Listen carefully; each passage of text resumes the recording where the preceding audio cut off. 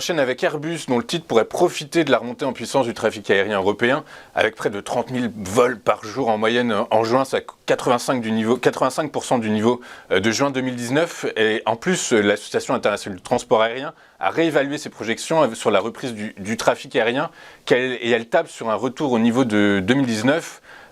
Eh bien avant c'était 2024, maintenant c'est 2023. Du coup, est-ce que tous ces éléments pourraient porter le titre à la hausse, Thomas ?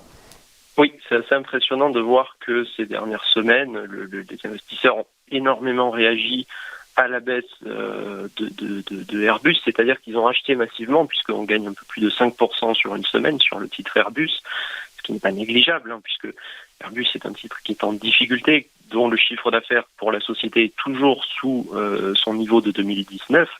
Le chiffre d'affaires de 2019, c'était à peu près 70 milliards d'euros.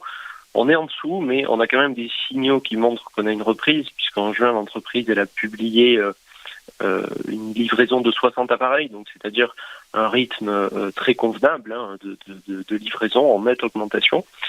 Donc, d'un point de vue fondamental, les investisseurs sont là, et ça se confirme techniquement, puisqu'on a eu là aussi une figure de double bottom assez puissante sur le niveau des 90 euros. Il faut rappeler qu'on avait un canal haussier également depuis avril 2020 et qu'on a cassé ce canal haussier assez récemment, en juin, et l'objectif suggéré par la cassure de ce canal, c'était 92 euros. Donc on a validé, et effectivement les investisseurs ont fortement réagi sur ce seuil. Maintenant on évolue dans ce canal qui est 92 euros, 103 euros. Donc là, aujourd'hui, les investisseurs ils sont plutôt dans une logique un peu agressive en disant on est vraiment sur des seuils clés à moyen terme, on rachète. Mais à mon sens, il faudrait qu'on redépasse le niveau des 112 euros, qui est aussi le niveau auquel on a plafonné en septembre 2021. Si on redépasse les 112 euros, on pourra aller assez rapidement, je pense, chercher les niveaux de janvier 2020. En tout cas, c'est une société qui à long terme devrait quand même reprendre, évidemment, on pense.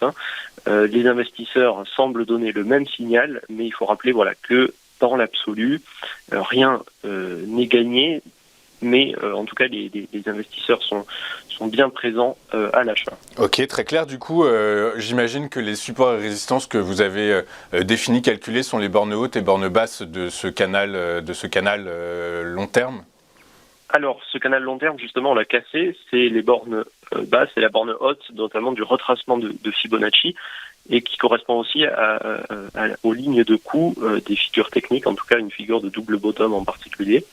Donc, on verra si on casse justement ce seuil des 92-103, ça serait un premier signal positif.